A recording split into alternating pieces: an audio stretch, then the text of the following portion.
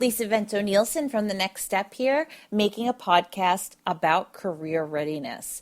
So I am out there with my business, The Next Step, focusing on college and career readiness, in addition to helping individuals with their resumes, their LinkedIn profile, and also doing a lot of work on entrepreneurship. So I'm an author of 4 books, 2 on college and career readiness, 2 on entrepreneurship. And this podcast particularly is around my career readiness outreach. I am a trainer in the New York City area. I have developed and created workshops based off of my books and experiences. So I am a unique person who has spent over 15 years in both corporate America as a professor and educator in higher education, and also as an entrepreneur. So based on all of these different work experiences and life experiences, I have been working on helping the students of today be ready to transition. And the transition points are much more difficult than they were when we were growing up, and I'm part of Gen X. And it's a lot more difficult in terms of being ready to get on the job, hit the ground running, and have these skill sets. So today's podcast is really dedicated to the skill sets. And before I get into the skills that I really think are super important and that I try to teach my students, whether they be a student in my college class or a student in my specific training program on career readiness, and what I also teach in my books, particularly the book on career readiness, The Prof's Guide to Graduating College with a Job Offer, which is available both on Amazon as well as my website, thenextstep1234.com. I think what is really important is just to start off with a quick overview in terms of what I've seen over the last 13 years teaching in higher education.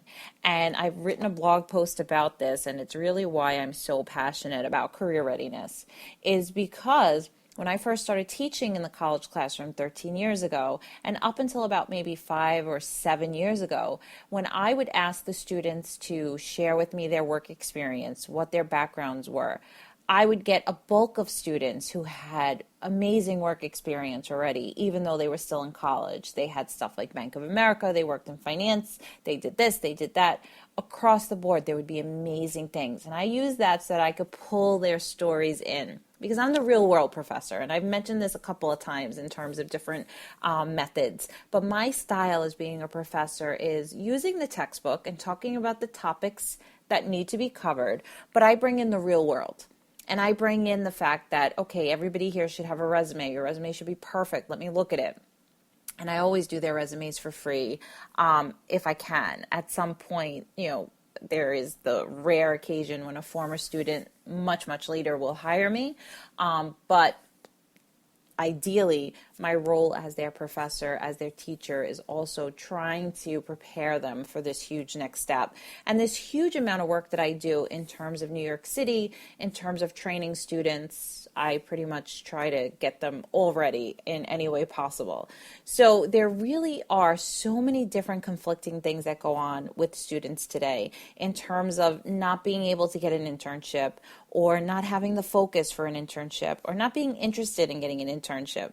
There's so many different things that are happening that mean that the skill sets that we were acquiring while we were in college by going out into New York City and having these internships is just not at the same level for the students of today. And we could talk for hours as to why this is, but I think that for those of you who are listening to this who are currently in college, you know what you're facing. You know how hard it is out there. It's much harder to find an internship, to find a position, to get that on-the-ground skills training when the economy has been so bad, when there's so many people that you're competing against in their 30s and 40s and 50s who are even potentially willing to take on internships so that they can have something on their resume. So it's much, much harder. It's a much more difficult world that we live in today than was. So the point is that when you talk about career readiness, you're really talking about some basic skill sets that are super important and that could be taught, but more often than not are best to be actually learned. So what's the difference? So to teach something means that I'm going to sit here and I'm going to develop a lesson for you and I'm going to get out there and teach it to you. versus learning, which means that you're actually on the other end and you're interested and you're open to it and you want to jump in. So I'm using the example of talking about how I've been sharing a lot on social media that I've got interns, which is fabulous. I have 2 interns through the Summer Youth Employment Program, which means that they are paid through the city, but they are working for me 4 hours a day, 5 days a week. And what I think has been really eye-opening for me is how I am preparing them for skills for their future. So I basically sat down and devised 7 projects that I really need help with.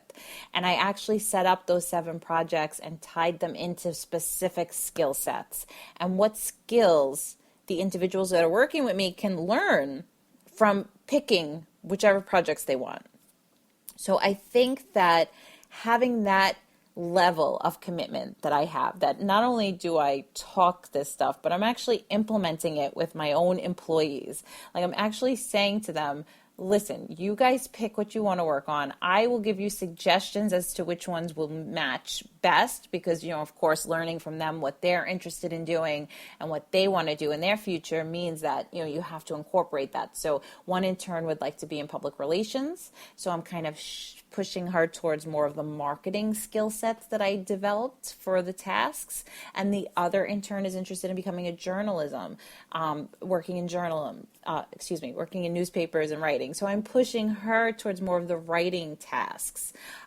So I really think that the skills that are most important are these soft skills. And I talk a lot about that in terms of my YouTube channel, in terms of my books.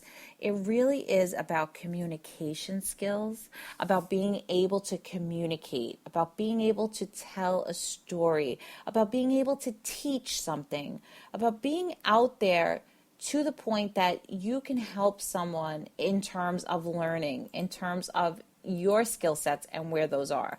So I think that's a really important soft skill that is oftentimes overlooked, that ability to communicate. But an even more soft skill, something that's actually more of a characteristic, is being proactive and saying to yourself, these are the things I want to do. How can I make it happen? And I think that for most of our youth today, there is this huge disconnect between understanding what they need for their future and understanding how to communicate to get it. So when I meet with my interns, I kind of take a step back and say, okay, I'm giving you these 7 options. Do you understand where they are? Do you see which one matches what skills you want? And it really is a conversation and a lesson building experience for both me and the interns. Because as much as I think I'm with it and I get it, I don't understand what it's like to be a youth today because I did not grow up with this huge exposure of social media and all these different things that are in the world today. So the soft skills of communication skills, also being proactive and being focused to the point that, okay, these are the skills that I want to learn and this is why I want to learn them. And it can be really hard to do that for these college kids because they don't really understand what skills they need. They're very bogged down with coursework and papers, and not all professors are like me. Not all of them are bringing in the real world story. Not all of them are talking about what you need to do to be ready to get a career. And these are the things that are most important because no matter what, you're in school, of course, to learn. But the focus on any degree program has to be on what you're going to do after graduation, has to be about building a career and being ready for it. And just visiting the Career Center once a couple of times your senior year is not going to cut it for you. You have to be proactive. You have to be building these skills. You have to have the skills around communication, being able to teach, knowing about project management, knowing about managing multiple deliverables, knowing about how to work with others and how to be a motivating employee, how to be a motivated employee. There is so much that goes on in terms of being the real deal, being the package that an employer is willing to take the risk on to hire particularly when you are so surrounded by this huge amount of competition in terms of people from all different walks of life, all different years of experience. And at the end of the day, you really are the risk because you're a new person. And the question is, will they be able to handle it? So in my books, I talk a lot about having the ability to be a public speaker, having the ability to present, knowing how to write. Writing skills are so important in terms of that soft skill. The teaching skill, being able to teach, being able to create a lesson and make it not seem like it's a lesson.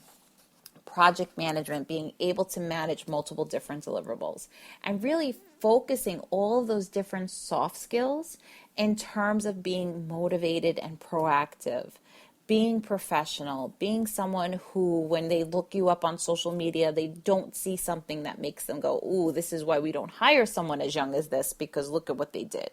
So it really is projecting this persona of being professional, prepared, proactive.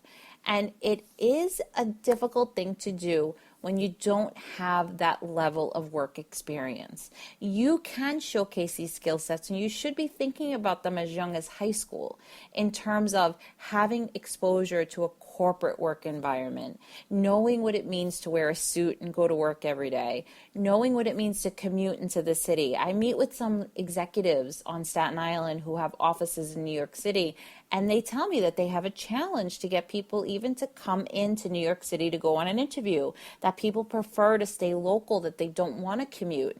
And I think this is something that does not compute for me, because at that age group, I knew I had to go into the city. I knew there were no opportunities for what I wanted to do on Staten Island. And I also was a very driven student. And that's something that cannot be forced. You need to identify your drivers when you can. You need to realize, though, that no matter what makes you happiest, which I talk a lot about in terms of identifying your brand and being ready, and I talk about that with college readiness as well, you also need to recognize that you need these skills to be able to eventually build a career. And it can be daunting because you think to yourself, oh, I'm only 15, I'm only 18, I'm only 20. And we are starting our adulthood later and later. And a lot of that is because of helicopter parenting, and also because of the economy, because a lot of people are staying home and millennials are delaying these huge life events that, our generations used to do earlier. So I think the most important thing with career readiness is identifying the skills you want to learn, identifying how those skills can lead you down to a career path, or to lead you into a way in which you can build out to being career ready and being ready for that next step. Please continue to follow me, read my books, check out my blog. I share free advice 5 days a week, thenextstep1234.com/blog. I'm on Instagram and Twitter, and I really look forward to helping you take your next step into college and career, or for professional needs. I'm available at any time, thenextstep1234.com, and I'm also preparing and sending out other podcasts, and I really hope at one point to do a live one and actually get interaction, but we're getting there. And thank you so much. Happy hunting.